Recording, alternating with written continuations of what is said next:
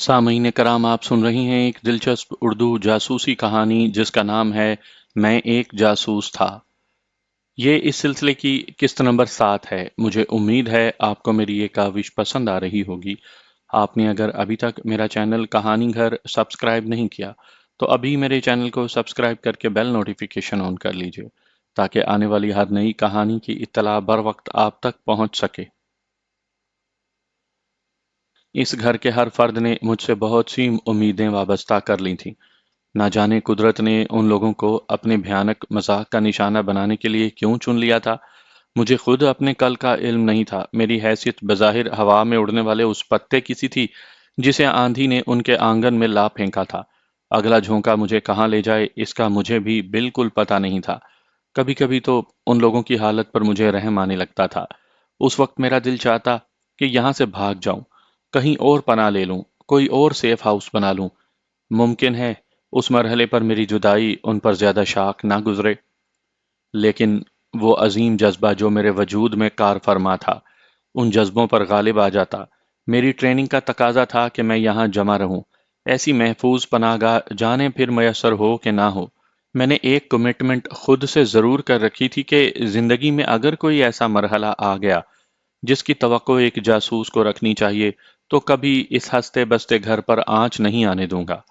گھر پہنچے تو ماتا اور موسی جی کے چہرے کھل اٹھے۔ انہوں نے بابو جی کی رہائی کے کارن بھی ایسی تمام باتیں ان کی نظروں میں میرا مان بڑھا رہی تھیں۔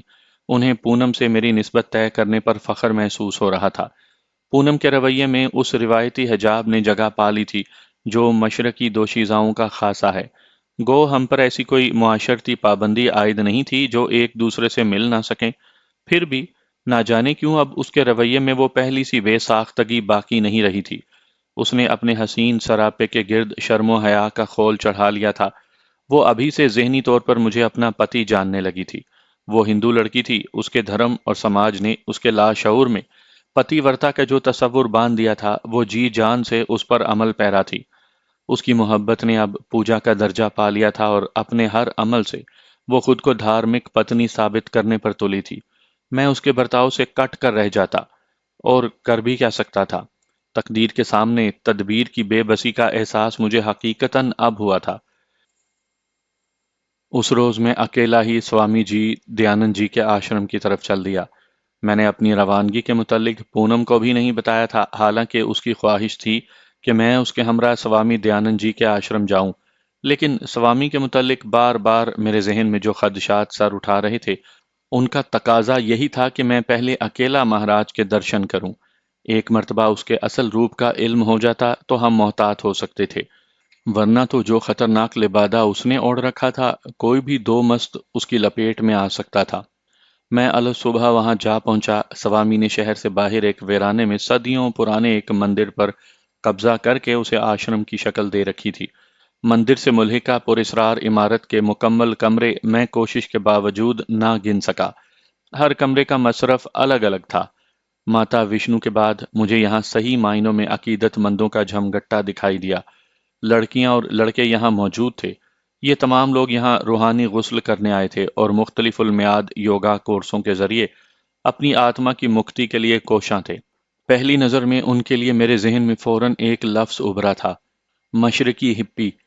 ان کے حلیے، لباس، چال ڈھال میں عجیب سی بے نیازی پائی جاتی تھی۔ یہ بے نیازی لباس میں تو کچھ زیادہ ہی نمایاں نظر آتی تھی۔ نوجوان لڑکیاں جو زیادہ تر امیر گھرانوں سے تعلق رکھتی تھیں، یونیورسٹیوں اور کالجوں سے آتما کی مکتی پانے یہاں آ گئی تھیں۔ ان کی آنکھیں ایک عجیب و غریب نشے سے سرشار تھیں۔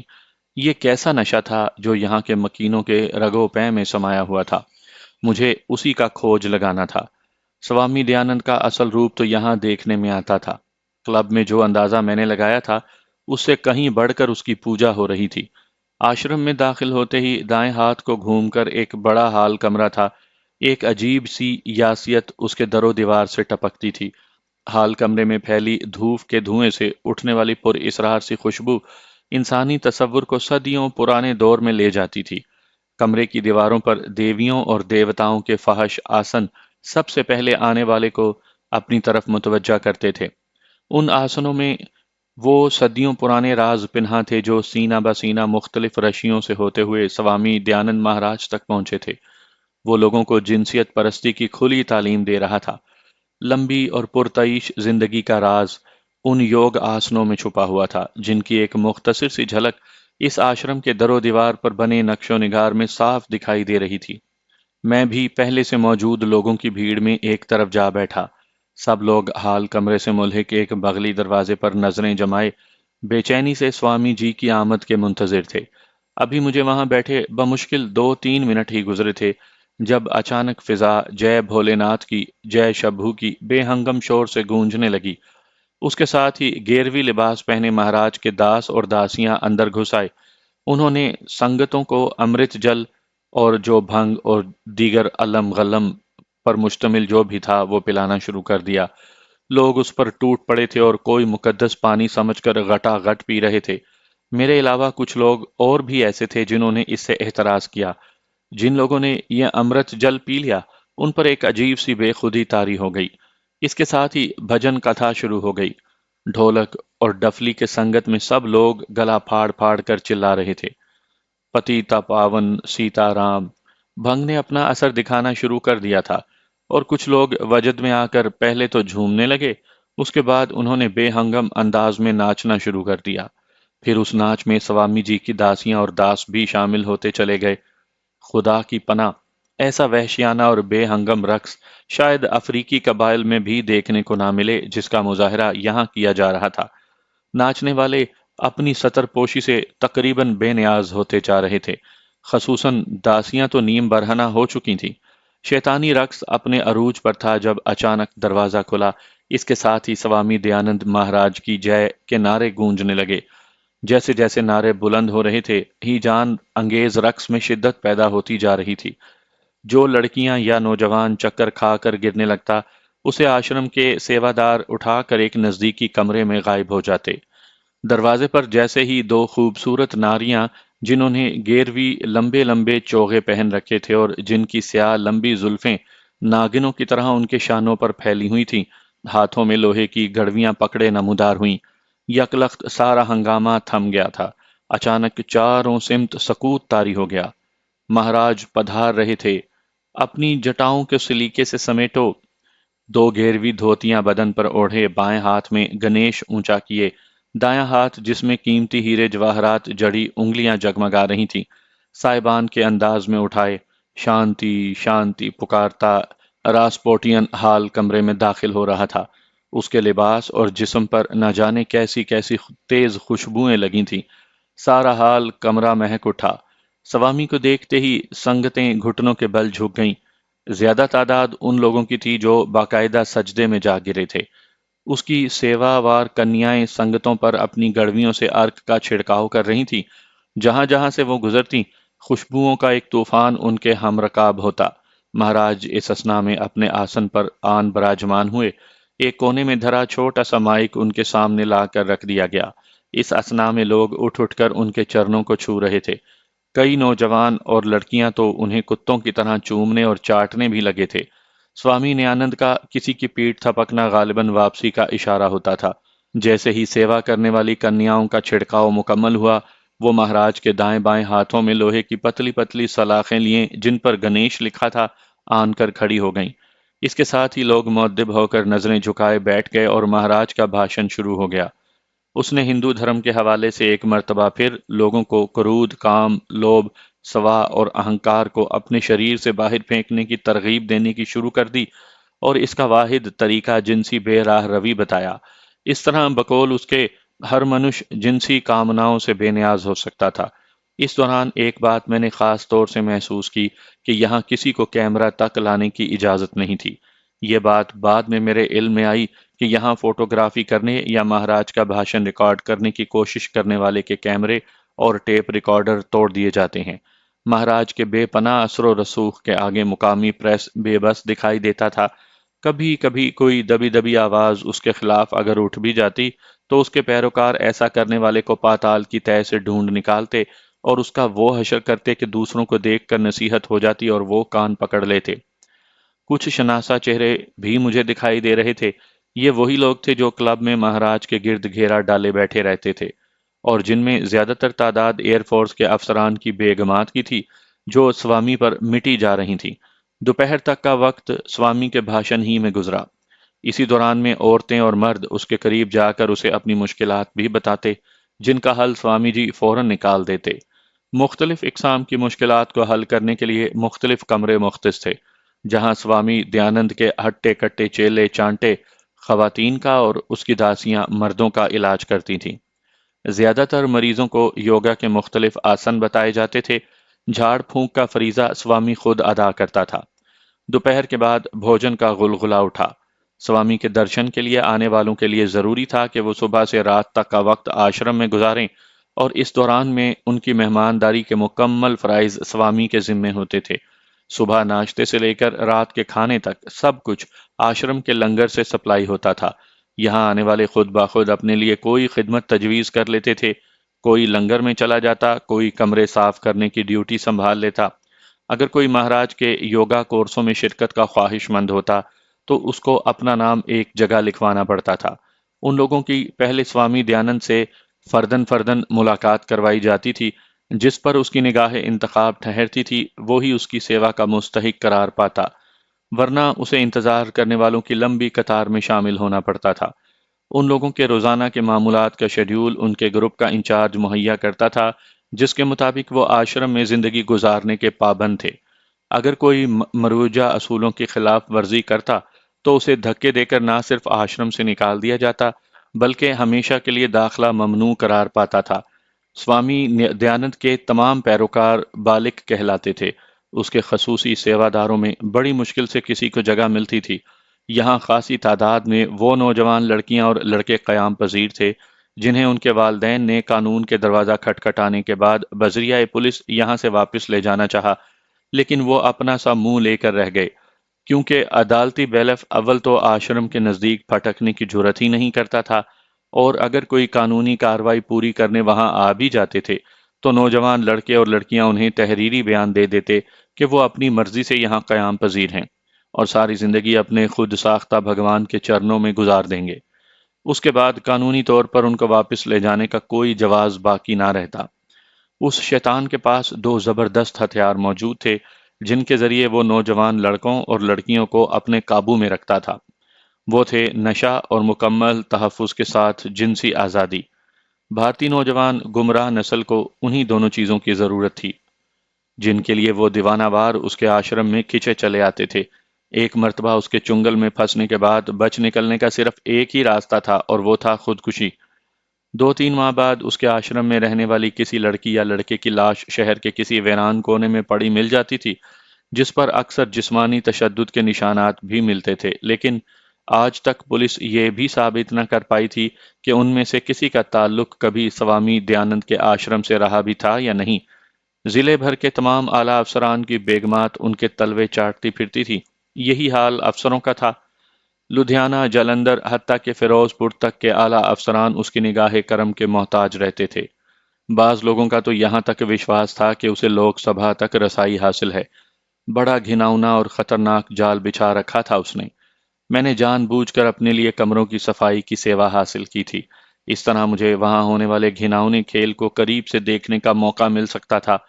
لوگوں کی دیکھا دیکھی میں نے بھی اس پاپی کے پاؤں بادل نخواستہ چھوئے، لیکن حیران رہ گیا کہ اس کی آنکھوں میں میرے لیے شناسائی کا کوئی تاثر نہ ابھرا، جبکہ میرا خیال یہ تھا کہ اس نے مجھے بھلایا نہیں ہوگا، خصوصاً پونم کے حوالے سے۔ یہ خدا بہتر جانتا ہے کہ وہ جان بوجھ کر انجان بنا رہا یا واقعی اس نے مجھے یاد نہیں رکھا۔ وہ تھوڑی دیر بعد ہی اپنے خاص کمرے میں چلا گیا۔ اس کے جاتے ہی میں نے اپنا کام شروع کر دیا۔ ایک جھاڑو مجھے فراہم کر دی گئی تھی۔ میں جان بوجھ کر اس مخصوص حصے کی طرف نکل گیا جہاں سوامی دیانند کے مستقل چیلے چانٹے قیام پذیر تھے۔ ہر کمرے سے الگ الگ قسم کے بھجنوں کی آوازیں بلند ہو رہی تھیں۔ یہ کمرے خاصے کشادہ اور اونچے بنے ہوئے تھے۔ کھڑکیاں اتنی بلند تھیں کہ برآمدے میں کھڑے ہو کر ان کے اندر جھانکنا ناممکن تھا۔ برآمدے میں سوامی کے سیوادار لڑکے لڑکیاں سرشاری کی کیفیت میں ادھر ادھر ڈگمگاتے پھرتے تھے۔ مجھ سے کچھ فاصلے پر 2-3 مرد عورتیں بھی موجود تھیں۔ یہ لوگ بھی ہاتھوں میں جھاڑو پکڑے کار سیوا کر رہے تھے۔ تمام سیوادار ہدایات کے مطابق برآمدے ہی میں صفائی کرتے تھے۔ کمروں میں موجود مہاراج کے بالکوں کی عبادات میں خلل ڈالنے کی اجازت کسی کو نہیں تھی۔ میرا تجسس بڑھتا جا رہا تھا۔ اب میں ایک کونے والے کمرے کے نزدیک پہنچ چکا تھا۔ اپنی طرف کسی کو متوجہ نہ پا کر میرا حوصلہ بڑھا اور میں لڑکھڑانے کی ایکٹنگ کرتا ہوا کمرے کے دروازے سے جا ٹکرایا۔ دروازہ کھلا، لیکن جتنی تیزی سے میں اندر گرا تھا اس سے زیادہ تیزی کے ساتھ مجھے باہر آنا پڑا۔ اندر کا منظر دیکھنے کی تاب میری آنکھیں نہیں لا سکتی تھی۔ یوگ آسن کے نام پر بے حیائی کا نقطہ عروج میرے سامنے تھا۔ میرے اندر گرنے اور تیزی سے باہر پلٹنے کا کمرے کے مکینوں پر کوئی اثر نہ پڑا۔ میں نے انہیں چونکتے ہوئے بھی محسوس نہیں کیا تھا۔ وہ اطمینان سے اپنی یوگ پوجا میں لگے رہے۔ اب مجھے اچھی طرح سمجھ آ چکی تھی کہ باقی کمروں میں کیا ہو رہا ہے۔ سوامی دیانند کے کمرہ خاص کے نزدیک جہاں وہ خود رہتا تھا، سوائے اس کی سیوادار کنیاؤں یا پھر اس کے خصوصی محافظوں کے اور کسی کو پھڑکنے کی بھی اجازت نہیں تھی۔ میرا ذاتی اندازہ تھا کہ بھارتی پولیس کی گرفت سے بچنے کے لیے کئی قاتلوں اور ڈاکوؤں نے بھی یہاں پناہ لے رکھی تھی۔ یہ لوگ ہر وقت مسلح رہتے تھے، گو کہ اپنا اسلحہ انہوں نے لمبے لمبے چوغوں میں چھپایا ہوا تھا، لیکن اس کی نمائش سے بھی کوئی فرق نہیں پڑتا تھا، کیونکہ ایک مرتبہ سوامی دیانند پر قاتلانہ حملہ ہو چکا تھا، جس کے بعد حکومت نے اس کے محافظوں کو لائسنس یافتہ اسلحہ رکھنے کی اجازت دے رکھی تھی۔ اس قاتلانہ حملے کی رداد بھی دلچسپی سے خالی نہیں۔ دہلی یونیورسٹی کا ایک نوجوان امرناتھ نامی اپنی محبوبہ کے ساتھ ایک مرتبہ اس سے ٹکرا گیا۔ سوامی دیانند نے حسب روایت اس کی محبوبہ کو شیشے میں اتار لیا اور وہ آتما کی مکتی کے لیے ایک ہفتہ تک آشرم میں مقیم رہی۔ ایک ہفتے کے بعد جب اس کا دوست اسے واپس بلانے آیا تو اس نے جانے سے انکار کر دیا اور اپنی باقی عمر مہاراج کے چرنوں میں گزارنے کا ذکر کیا۔ امرناتھ نے اپنی محبوبہ کو سمجھایا بجھایا اور سوامی جی کی چلتر بازیوں سے آگاہ کیا، لیکن اس کی محبوبہ کے کان پر جوں تک نہ رینگی۔ اس کے پائے ثبات میں بالکل لغزش نہ آئی، کیونکہ ایک مرتبہ مہاراج کا امرت جل پی لینے کے بعد کوئی منش بچ کر نہیں جا سکتا تھا۔ امرناتھ نے پولیس کی مدد حاصل کی۔ اس کا باپ دہلی میں پولیس سپرنٹینڈنٹ تھا۔ پنجاب کی لیجسلیٹو اسمبلی میں اس کے مقدمے کی باز گشت گونجی، لیکن کوئی اس کی محبوبہ کو واپس نہ لا سکا۔ اس بات سے تیش کھا کر اس نے ایک روز چھپتے چھپاتے مہاراج دیانند سوامی جی پر خنجر سے حملہ کیا، لیکن ان کی مہان شکتی کے آگے کسی کا زور کب چلتا تھا۔ مہاراج نے نظر بھر کر دیکھا ہی تھا کہ خنجر اس کے ہاتھ سے نیچے جا گرا۔ مزید فراخ دلی کا مظاہرہ کرتے ہوئے مہاراج نے نہ صرف یہ کہ اسے معاف کر دیا، بلکہ پولیس کو سرے سے اس کے خلاف کوئی بیان ہی نہ دیا۔ اس واقعے نے جاہل ہندوؤں میں اس کی عقیدت دو چند کر دی تھی، اور اس کے پیروکاروں نے اپنے گرد بھگوان کی حفاظت کے لیے اس کے گرد مسلح پہرے دار مقرر کر دیے تھے۔ میں نے اس امر پر نگاہ رکھی تھی کہ کوئی مجھے دیکھ تو نہیں رہا، اور مقام شکر تھا کہ کسی نے میری اس حرکت کا نوٹس نہیں لیا۔ پھر بھی میں نے وہاں سے فوراً ہٹ جانا ہی مناسب سمجھا اور دوسری طرف چل دیا۔ ابھی تک مجھے وہ کچھ نہیں ملا تھا جس کی تلاش میں یہاں آیا تھا۔ شام تک یہی شور و غل برپا رہا۔ شام کو پھر گرو جی بھاشن دینے آ ٹپکے۔ اس مرتبہ لوگوں کی تعداد صبح سے بھی زیادہ تھی، اور امرت جل بھی صبح سے بہت زیادہ پلایا جا رہا تھا۔ مرد عورتیں وحشیانہ انداز میں اٹھ اٹھ کر رقص کرنے لگتے اور لڑکھڑاتے ایک دوسرے سے لپٹ جاتے۔ شیطان کی روح بھی اس شرمناک ڈرامے کو دیکھ کر شرما رہی تھی۔ میں زیادہ دیر اس منظر کی تاب نہ لا سکا اور اس کمرے میں چلا آیا جہاں بھوجن پرشاد مل رہا تھا۔ دال اور پھل کے زہر مار کر کے میں آشرم سے باہر نکل آیا۔ میرا ارادہ اس وقت یہاں سے واپس چلے جانے کا تھا۔ اندھیرا اب گہرا ہوتا جا رہا تھا۔ سوامی دیانند اپنا بھاشن ختم کر کے دوبارہ اپنے کمرہ خاص میں واپس جا چکا تھا، جبکہ اس کے پیروکار مختلف ٹولیوں میں بھجن گاتے اور گانجا اور بھنگ پینے کے بعد آشرم کے کونوں کھدروں میں لڑکھڑاتے پھرتے تھے۔ آشرم کے باہر ایک وسیع قطع اراضی کار پارکنگ کی شکل اختیار کر چکا تھا۔ میں اس طرف جا رہا تھا تاکہ کسی ٹیکسی کے ذریعے گھر واپس جا سکوں کہ ایک کار دھول اڑاتی وہاں آ کر رکی، اور شاندار سوٹ میں ملبوس ایک درمیانی عمر کا ہندو جو اسے خود ہی چلاتا ہوا آیا تھا، اس میں سے اتر کر باہر آیا۔ جب وہ میرے قریب سے گزرا اور میں نے لاشعوری طور پر اس کی طرف دیکھا تو میرے ذہن کو ایک جھٹکا سا لگا۔ شکل کچھ جانی پہچانی سی دکھائی دے رہی تھی۔ کون ہو سکتا ہے یہ؟ میں نے دل ہی دل میں سوچا، اور دو تین کاروں کا چکر کاٹ کر دوبارہ ایسا راستہ اختیار کیا کہ جس سے میرا اور اس کا آمنا سامنا ہو سکتا تھا۔ اس مرتبہ نوارد خاصی روشنی کی زد میں آ چکا تھا، اور جیسے ہی اس کے نقوش نمایاں ہوئے میرا خون کھولنے لگا۔ میرے سامنے بھارتی انٹیلیجنس راہ کا مقامی آپریشن کمانڈر کھڑا تھا، میجر بھاسکر، جسے عرف عام میں چانکیا جی کہا جاتا تھا۔ یہ شخص چانکیا کی طرح مکار اور خونخوار تھا۔ آج تک اس کے ایریا میں گرفتار ہونے والا غیر ملکی جس پر اسے جاسوسی کا شک ہو جاتا تھا، اس کے ہاتھوں سے صحیح سلامت بچ کر نہیں جا سکا تھا۔ وہ اپنے گرفتار شدگان کو اذیتیں دے دے کر پاگل ہو جانے پر مجبور کر دیتا تھا۔ اکثر وہ سرحدی علاقوں سے قابو میں آنے والے بے گناہ دیہاتیوں کو، جو بیچارے اکثر راستہ بھٹک کر بھارتی علاقے میں داخل ہو جاتے تھے، اپاہج کر دیا کرتا تھا، کیونکہ اس کے نزدیک وہ تمام لوگ پاکستانی ہوتے تھے۔ حال ہی میں اس نے ہمارے ایک دوست کو، جس نے جیل سے بھاگنے کی کوشش کی تھی، تفتیش کے بہانے انٹیروگیشن سینٹر میں طلب کیا اور سانپ سے ڈسوا کر شہید کروا دیا۔ کاغذی کاروائی میں لکھ دیا گیا کہ وہ طبعی موت مرا ہے۔ میرا جی چاہتا تھا کہ اسی وقت اسے جان سے مار ڈالوں۔ اس کی موت جہاں میرے لیے اعزاز تھا، وہاں ان درجنوں بے گناہ سرحدی دیہاتیوں کی روحانی تسکین کا باعث بھی بن سکتا تھا، جو اس کی ظالمانہ تفتیش کی بھینٹ چڑھ گئے تھے۔ ایک مرتبہ پھر میں آشرم کی طرف جا رہا تھا۔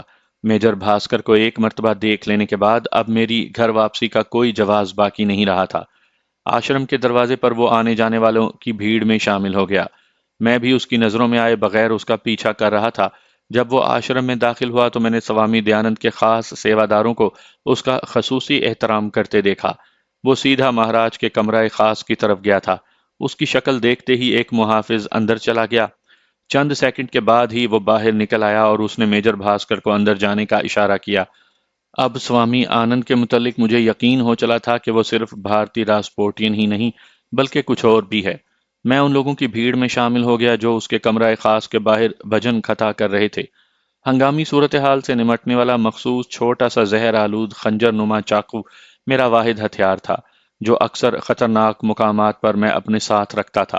مجھے علم تھا کہ ایک کاری وار اس بھیڑیے کے لیے کافی ہے، لیکن اتنے بھرے مجمع میں یہ ہوگا کیسے؟ میجر بھاسکر کو دیکھ لینے کے بعد اس کے خلاف میرے دل میں پہلے سے موجودہ نفرت دو چند ہو گئی تھی۔ قریباً 20 منٹ کے بعد وہ باہر نکلا۔ اس کے انتظار کی شدت سے میرے اعصاب تڑکنے لگے تھے، اور یہ 20 منٹ میرے لیے 20 صدیاں بن گئی تھیں۔ میں جلد از جلد کچھ کر گزرنے کے لیے بےتاب ہوا جاتا تھا۔ حسب روایت باہر نکلتے اور اندر داخل ہوتے وقت گرو جی کی داسیوں نے اس کے ماتھے پر اور چندرا اور تلک لگایا تھا، جس نے اس کے چہرے کی خونخواری اور بدنمائی کو چار چاند لگا دیے تھے۔ اسے دیکھ کر یوں محسوس ہو رہا تھا جیسے صدیوں پرانے دور کا کوئی شاہی جلاد قبر سے اٹھ کر واپس چلا آیا ہو۔ وہ آشرم سے باہر نکل رہا تھا اور میں دبے قدموں اس کے تعاقب میں تھا۔ اس اثنا میں نے اپنا منصوبہ ترتیب دے لیا تھا اور فرار کے امکانات کا جائزہ بھی لے لیا تھا۔ جیسے جیسے وہ باہری برآمدے کے نزدیک ہوتا جا رہا تھا، خنجر پر میری گرفت مضبوط ہوتی جا رہی تھی، اور میں اس کے اور اپنے درمیان فاصلہ کم کرتا جا رہا تھا۔ جب میجر بھاسکر برآمدے کے اس حصے پر پہنچا جہاں بجلی سپلائی کرنے والا مین سوئچ بورڈ لگا تھا، میں نے پھرتی سے ایک گملہ اٹھایا اور سوئچ بورڈ پر دے مارا۔ دوسرے ہی لمحے لائٹ آف ہو گئی۔ میرے اندازے کے مطابق وہ اچانک پیش آ جانے والی صورتحال سے بوکھلا کر واپس پلٹا اور میری زد میں آ گیا۔ اس کے خلاف میرے دل میں سمائی نفرت سمٹ کر میرے بازوؤں میں آ گئی تھی۔ میں نے ٹریننگ کا بہترین داؤ آزمایا اور پھرتی سے کاٹ کر پھینک دیا۔ خنجر اس کے دل میں پیوست ہو کر اپنا کام مکمل کر چکا تھا۔ میں نے اسے باہر کھینچا اور اوپر اوڑی چادر میں اسے چھپا لیا۔ میجر بھاسکر مرتے ہوئے زخمی درندے کی طرح ڈکراتا رہا۔ ابھی وہاں کسی کی آنکھیں اس قابل نہیں ہوئی تھی کہ اندھیرے میں حملہ آور کو پہچان سکیں۔ برآمدے میں بمشکل 5-6 مرد عورتیں موجود تھے، لیکن وہ بھی ہماری طرف متوجہ ہونے سے رہے۔ اس کے ناپاک خون کی صرف چھینٹیں ہی میری چادر پر گری تھیں۔ اس کے علاوہ میرے کپڑے بالکل محفوظ تھے۔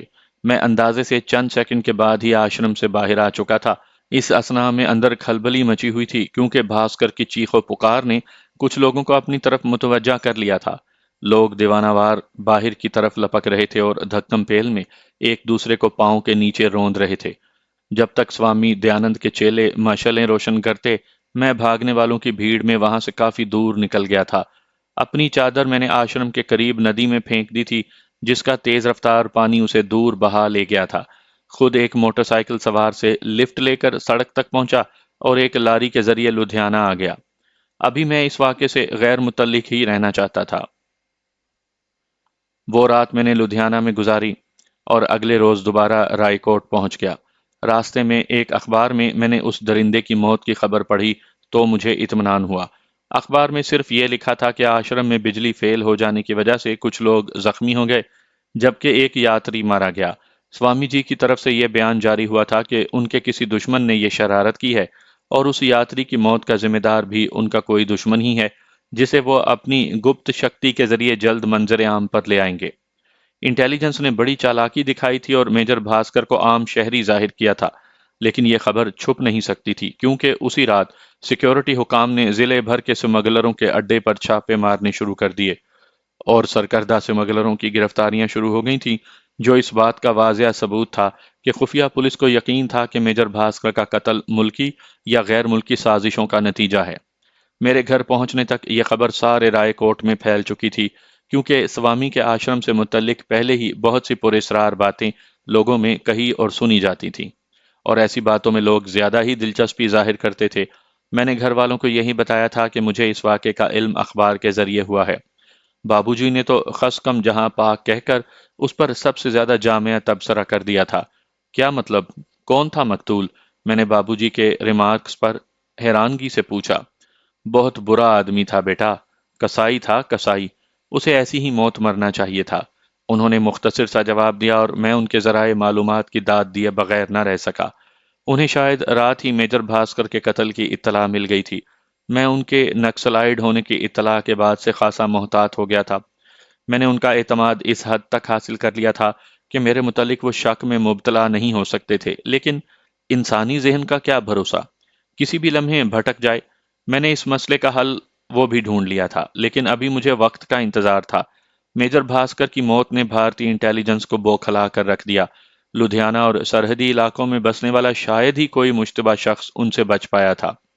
جس کسی پر بھارتی انٹیلیجنس کو ذرا سا بھی شک ہو جاتا کہ اس شخص کا کبھی ماضی بعید میں بھی پاکستانی سمگلروں سے تعلق رہا ہے، وہ اسے کھینچ کر امرتسر انٹیروگیشن سینٹر میں لے جاتے تھے، جہاں پہلے ہی سینکڑوں کی تعداد میں مشتبہ سمگلر اور اس کے پیشے سے وابستہ دوسرے لوگ موجود ہوتے۔ نوارد پر تشدد کا سلسلہ شروع ہو جاتا، لیکن وہ بیچارے کچھ جانتے تو بتاتے، وہ تو خود بھونچکے رہ گئے تھے۔ یقیناً وہ بھی دل ہی دل میں اپنے محسن کے شکر گزار ہو رہے ہوں گے جس نے انہیں ایک گھٹیا دشمن سے نجات دلا دی تھی۔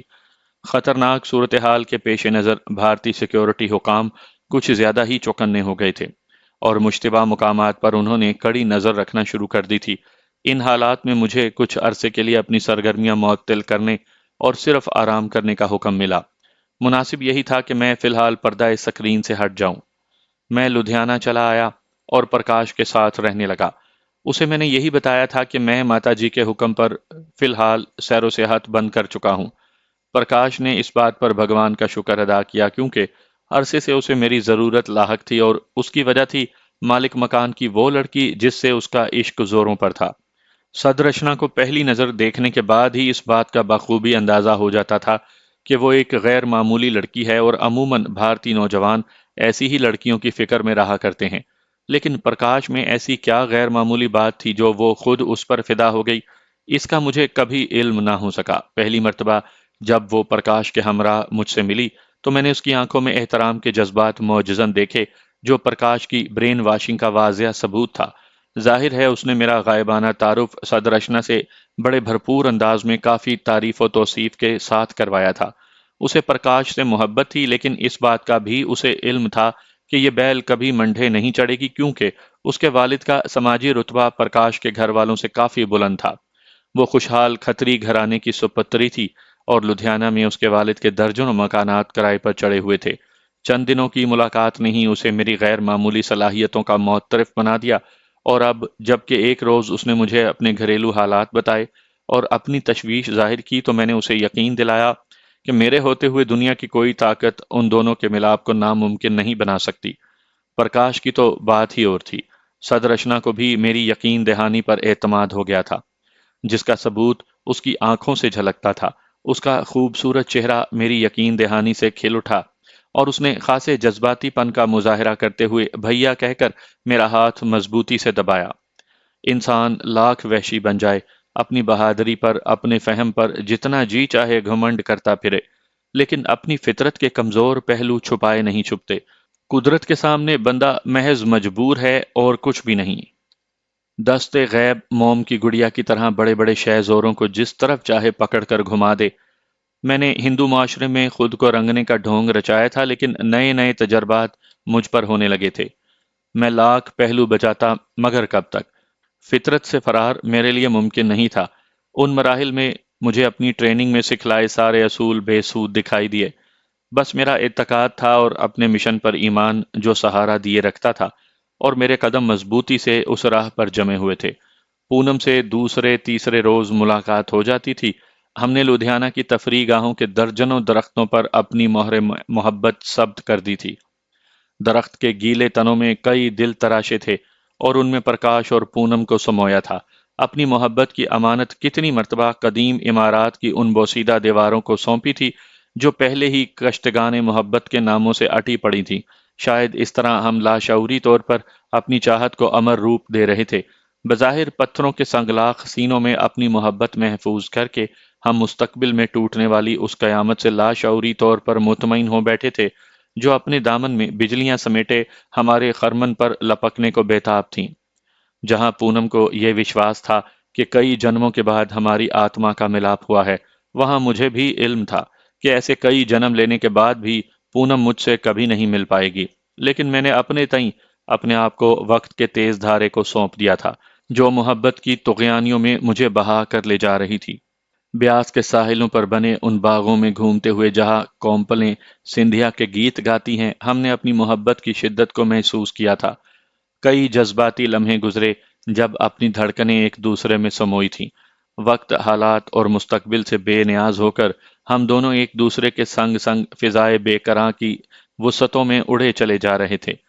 اور پھر ایک روز پونم نے پرکاش کو راکھی باندھی تو سدرشنا نے بھی میرے ہاتھ میں راکھی کی زنجیر پہنا کر مجھے بھائی بہن کے مقدس رشتے میں جکڑ کر گویا مجھ پر ایک اور گرا لگا دی۔ مجھ پر ان سب لوگوں کی محبت کی گرفت بڑھتی جا رہی تھی۔ ہر نئی گرا میرے فرار کو ناممکن بناتی جا رہی تھی۔ پونم، پرکاش، موسی، ماتا، بابو جی، اور اب سدرشنا، میں کہاں کہاں سے بچ کر نکل سکتا تھا؟ نپٹو اور سالگرام مجھے پونم سونپ کر کتنے مطمئن تھے، اس کا اندازہ کچھ میں ہی لگا سکتا تھا۔ قریباً 20-25 روز چھٹی منانے کے بعد مجھے ایک مرتبہ پھر میدان عمل میں کودنے کا حکم ملا۔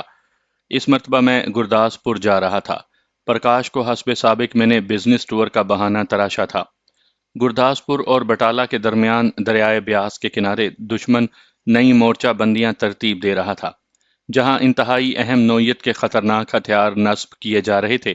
مغربی سرحدوں پر بھارت کا پنجاب میں یہ پہلا دفاعی حصار تھا، کیونکہ راوی عبور کرنے کے بعد بیاس تک کا علاقہ میدانی ہے اور کسی بھی تربیت یافتہ فوج کے لیے کھلی شکارگاہ کا کام دے سکتا تھا۔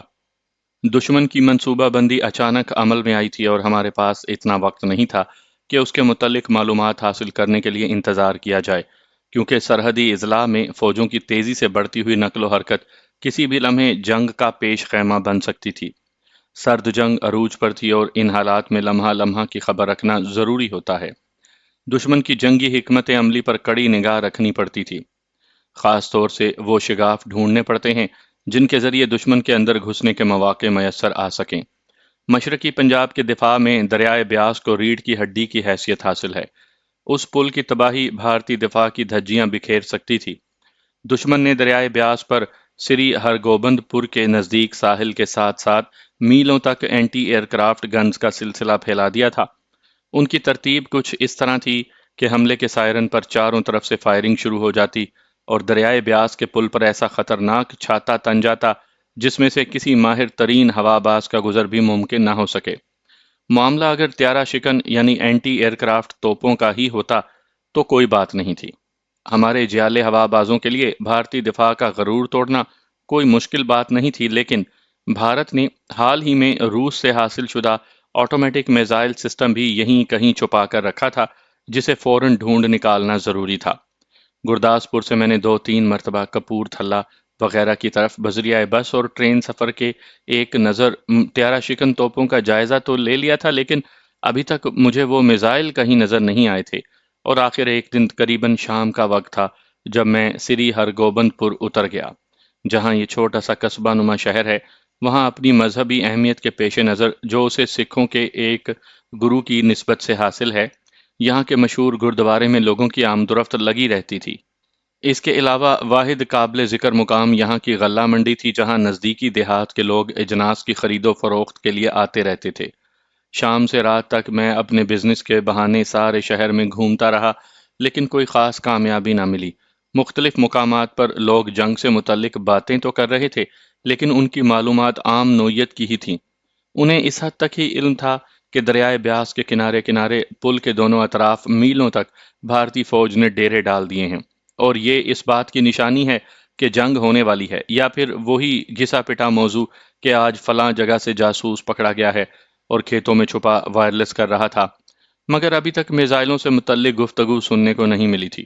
رات کو میں ناکام و ناشاد اس گردوارے میں سونے کے لیے چلا آیا، جہاں مجھے ایک دکاندار کی مہربانی سے کمرہ مل گیا تھا۔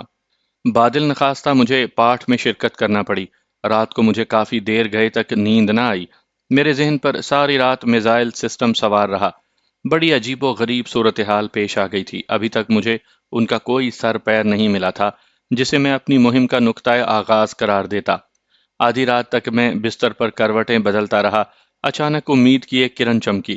میں نے سوچا کیوں نہ دریائے بیاس کے کنارے کشتی رانی سے لطف اندوز ہوا جائے۔ قسمت آزمائی کرنے میں آخر حرج ہی کیا ہے، میں مطمئن ہو کر سو گیا۔ صبح گردوارے سے ہی کڑا پرشاد کھا کر میں سیدھا مقامی مارکیٹ پہنچا۔ یہاں ایک دکاندار کچھ زیادہ ہی مہمان نواز قسم کا مل گیا تھا۔ ست سری اکال، میں نے دونوں باپ بیٹے کو دیکھتے ہی دانت نکال کر پرنام کیا۔ جواب میں انہوں نے بھی فتح بلائی، میرا حال دریافت کیا اور رات کے قیام کے متعلق اپنی تشفی کی۔ مہاراج جی، یہاں میرا کام تو ختم ہو گیا ہے، لیکن آپ کے سلوک نے مجھے اتنا متاثر کیا کہ آپ سے ملنے چلا آیا، ورنہ میں تو واپس لدھیانہ جا رہا تھا۔ میں نے ان میں ہوا بھرنی شروع کی۔ دھن بھاگ، دھن بھاگ، دونوں باپ بیٹا انکساری سے بولے۔ انہوں نے فوراً چائے منگوا لی۔ میں نے انہیں بتایا کہ میں پہلی مرتبہ یہاں آیا ہوں، لیکن اب افسوس ہو رہا ہے کہ آج سے پہلے آپ جیسے اچھے لوگوں کے درشن کیوں نہ ہوئے۔ میری تعریف پر وہ دونوں پھولے نہیں سما رہے تھے۔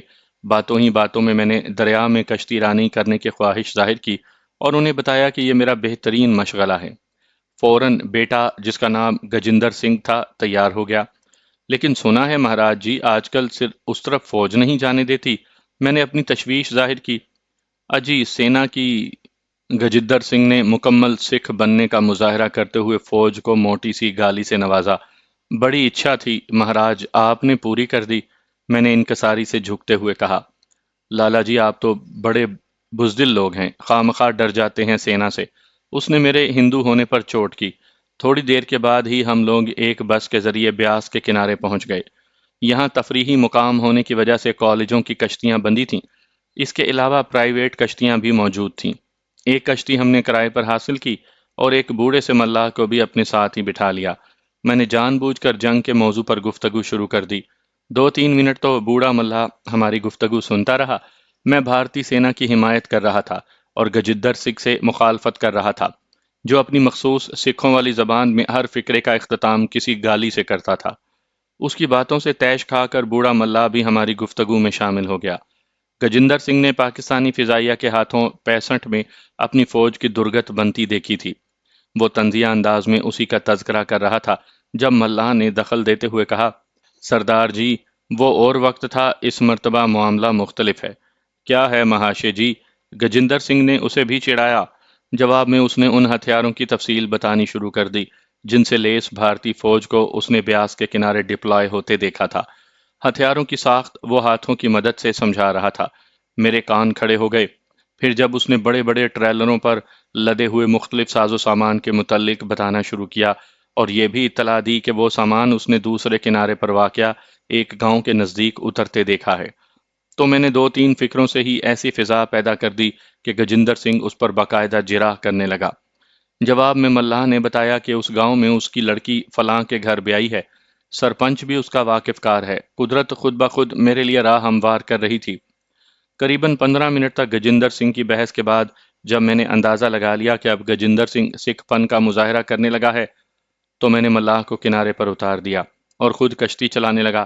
اب ہم نے موضوع بدل دیا تھا۔ مزید بحث گجندر سنگھ کے ساتھ خطرناک صورت اختیار کر سکتی تھی۔ وہ بہرحال سکھ تھا، کسی بھی لمحے اس کا دماغ خراب ہو سکتا تھا۔ 1.5-2 گھنٹے کشتی چلانے کے بعد ہم واپس کنارے پر چلے آئے۔ گجندر سنگھ کو میں نے یہاں سے رخصت کر دیا کیونکہ ہم نے 2 مختلف سمتوں میں سفر کرنا تھا۔ جیسے ہی وہ دفع ہوا میں فوراً اسی ملاح کی طرف پلٹا۔ ملاح ابھی دریا کے کنارے کھڑا تھا۔ क्षमा کرنا چاچا جی، میں نے گجندر سنگھ کے رویے کی معافی مانگتے ہوئے اس کے سامنے سکھوں کی روایتی کم عقلی کا رونا رویا۔ ملاح میرے اس حیران کن رویے سے بہت متاثر نظر آ رہا تھا۔ میں نے اسے زبردستی بطور ٹپ 10 روپے دے دیے تھے اور ساتھ ہی ایک کہانی بھی سنا دی۔ میں نے اسے بتایا کہ میرا ایک بھائی گھر سے اپنے ایک دوست کے ساتھ 5,000 روپے لے کر بھاگ آیا تھا۔ ہم لوگ دہلی کے رہنے والے ہیں، اس کا دوست جس نے اسے ورگلایا تھا وہ پنجابی ہے۔ مجھے اطلاع ملی ہے کہ یہاں گرد و نواح کے دیہاتوں میں ہی کہیں وہ دونوں یعنی میرا بھائی اور اسے ورگلا کر بھگانے والا اس کا دوست موجود ہیں۔ ظاہر ہے جب تک پیسے موجود ہیں وہ گلچھرے اڑائیں گے، اس کے بعد جو میرے بھائی کا حشر ہوگا وہ کوئی ڈھکی چھپی بات نہیں۔ اگر نزدیکی دیہات میں مجھے کچھ واقف کار مل جائیں اور میری مدد ہو جائے تو میں انہیں ڈھونڈ نکالوں گا۔ ساتھ ہی میں نے یہ درخواست بھی کر دی تھی کہ اس معاملے کو وہ لوگ اپنے تک محدود رکھیں۔ یہ تو کوئی بات ہی نہیں مہاراج جی، آپ جو جی چاہے اس علاقے میں کریں۔ یہ تو دھندا میرا شغل ہے، میں زمیندار ہوں، نزدیکی گاؤں میں میری زمین بھی ہے، اس نے اپنی امارت مجھ پر جتاتے ہوئے کہا۔ میں نے بھی اسے خوب خوب مکھن لگایا اور اس سے کہا کہ مجھے تو دیکھتے ہی وشواس ہو چلا تھا کہ میں اس کی مدد سے ضرور اپنے بھائی کو ڈھونڈ نکالوں گا۔ اس کے ساتھ ہی میں نے اسے دہلی آنے کی دعوت بھی دے دی اور اس وقت تک باضد رہا جب تک کہ اس سے ہاں نہ کہلوائی۔ بوڑھا ملاح مجھ پر توقع سے زیادہ ہی مہربان ثابت ہوا۔ اس کی ایک کشتی میں بیٹھ کر ہم دوسرے کنارے کی طرف چل دیے۔ جہاں ہم لنگر انداز ہوئے وہاں ان حالات میں کسی کو دم مارنے کی مجال نہیں تھی، لیکن فوجی شاید اسے جانتے تھے، اس لیے انہوں نے اس سے رعایت برتی۔ کون ہی چاچا ہے، یعنی کون ہے چاچا تمہارے ساتھ؟ ایک سکھ حوالدار نے اونچی آواز دے کر اس سے دور ہی سے پوچھا۔ پرونا ہے اپنا سردار جی، ملاح نے مختصر سا جواب دیا۔ میری توقع سے بڑھ کر تیاریاں یہاں دیکھنے کو ملی تھی۔ طیارہ شکن توپیں پہلے سے تیار شدہ کنکریٹ کے زیر زمین محفوظ بنکروں میں چھپی ہوئی تھیں، صرف ان کی گردنیں باہر جھانکتی دکھائی دیتی تھی۔ ہم دونوں ان کے بیچوں بیچ چلتے نزدیکی گاؤں کی طرف جا رہے تھے۔ میں کنکھیوں سے صورتحال کا بھرپور جائزہ لے رہا تھا۔ راستے سے ملنے والے اکثر فوجی ملاح کے واقف تھے۔ جب وہ انہیں پرنام کرتا تو میں بھی فوراً جے ہند کہہ کر ہاتھ اٹھا دیتا۔ قریباً 1.5-2 فرلانگ چلنے کے بعد ایک جگہ کھیتوں کے کنارے کچھ لڑکے لڑکیاں کام کرتے دکھائی دیے۔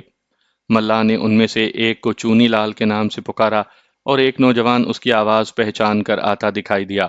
قریب پہنچ کر اس نے جھکتے ہوئے بوڑھے کے پاؤں چھو کر پرنام کیا اور حیرانگی سے مجھے دیکھا، کیونکہ میں نے بغیر جان پہچان کے بڑی گرم جوشی سے اسے گلے لگا لیا تھا۔ پرونا ہے اپنا، دلی سے آیا ہے بیٹا، چاچا بولا۔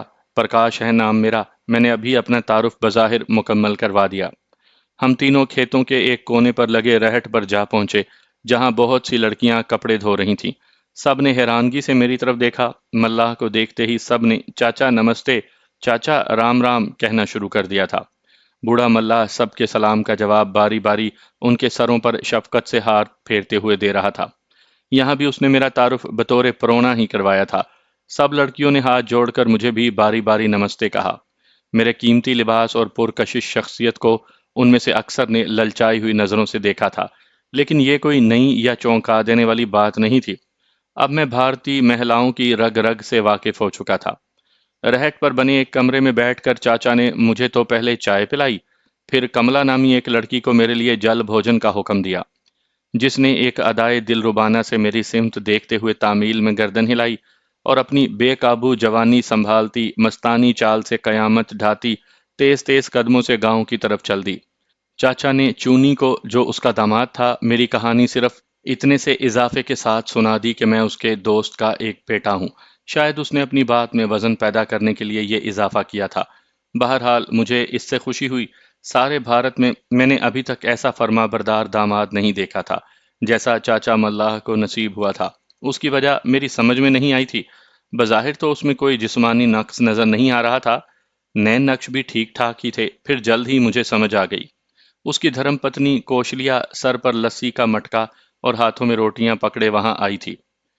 الڑ مٹیاروں کی طرح اس کے انگ انگ سے نشہ پھوٹتا تھا۔ اسے دیکھ کر کوئی بھی اسے شادی شدہ ماننے کے لیے تیار نہیں تھا۔ اتنی خوبصورت بیٹی پیدا کرنے پر یقیناً ہندو ملاح کو فخر کرنا چاہیے تھا، اور ایسی دیوی کے دام الفت میں پھنسنے والا اس کا داس کیسے نہ بنتا۔ اس نے مسکراتے ہوئے میرا خیر مقدم کیا اور کپڑے سمیٹنے باہر چلی گئی جو اس نے صبح سے دھوپ میں سکھانے کے لیے پھیلا رکھے تھے۔ ان کی مزید توجہ حاصل کرنے کے لیے میں نے بھی وہی کھانا کھانے کی خواہش کی جو کوشلیا چونی لال کے لیے لے کر آئی تھی، لیکن چاچا نے مجھے شدت سے منع کر دیا۔ وہ کوئی پرانے دور کا آدمی دکھائی دیتا تھا، روایت کی جس کے نزدیک بڑی اہمیت تھی۔ چاچا تھوڑی دیر کے بعد معذرت کر کے چلا گیا کیونکہ کشتیاں اکیلی تھیں۔ چونی لال کو اس کے جانے کے بعد میں نے بھگا دیا۔ ویر جی آپ کام کیجئے، میری وجہ سے میں نے فکرہ ادھورا چھوڑ دیا۔ یار کچھ اچھا نہیں لگتا۔ اس نے ہچکچاہٹ کا مظاہرہ کیا۔ میں نے بے تکلفی کا مظاہرہ کرتے ہوئے اسے بازو سے پکڑ کر اٹھا دیا۔ کسان کے لیے وقت کی بڑی اہمیت ہے۔ ہم تو شہری لوگ ہیں، چائے کا کپ پینے ہوٹل چلے جائیں تو آدھا دن گزار دیتے ہیں، میں نے ہنستے ہوئے کہا۔ جواب میں وہ بھی ہنس دیا اور میرا دھنیہ واد کرتا ہوا روٹیاں اور لسی اٹھا کر دوبارہ کھیتوں کو چل دیا، جہاں اس کے ساتھ ہی اس کے منتظر تھے۔ اب تنہائی میسر تھی لیکن سوچنے کے مواقع حاصل نہیں تھے کیونکہ گاؤں بھر کی مٹیاروں نے میرا گھیراؤ کر رکھا تھا۔ ان کی جگت بازی جو یہاں کے پنجابی دیہاتوں کی روایت بنتی جا رہی ہے، اس نے مجھے بوکھلا کر رکھ دیا۔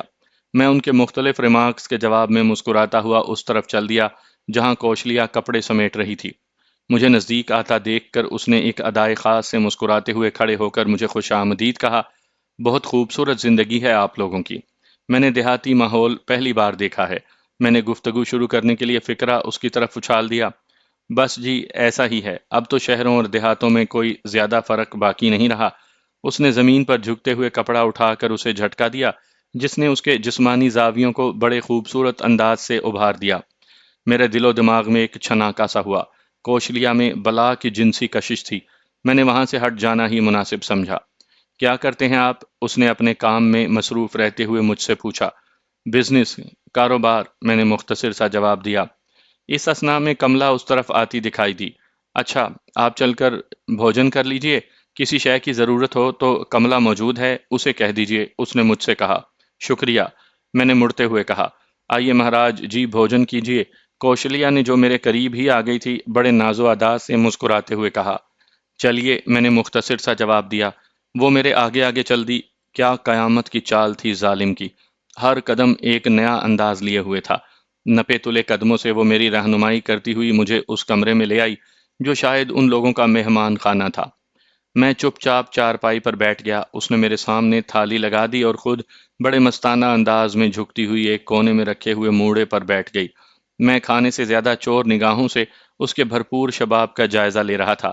جب کبھی اچانک ہماری نگاہیں آپس میں ٹکراتیں تو شرم سے میں پانی پانی ہونے لگتا تھا، لیکن وہ ڈھیٹ اپنی برقرار مسکراہٹ کے ساتھ مجھے گھورتی رہتی۔ دہلی کے لوگ گونگے ہوتے ہیں کیا؟ قریباً 3 منٹ تک میرے مسلسل خاموش رہنے پر اس نے ایک ادائے مستانہ سے میرے سامنے کھڑے ہو کر کولوں پر دونوں ہاتھ رکھتے ہوئے پوچھا۔ جواب میں صرف مسکرا کر رہ گیا۔ بہرے بھی ہوتے ہیں، وہ دوبارہ تنک کر بولی۔ ایسی تو کوئی بات نہیں، اصل میں ڈرنا بھی تو پڑتا ہے آپ سے۔ میرے لیے اس سے گفتگو کیے بغیر کوئی چارہ نہیں تھا۔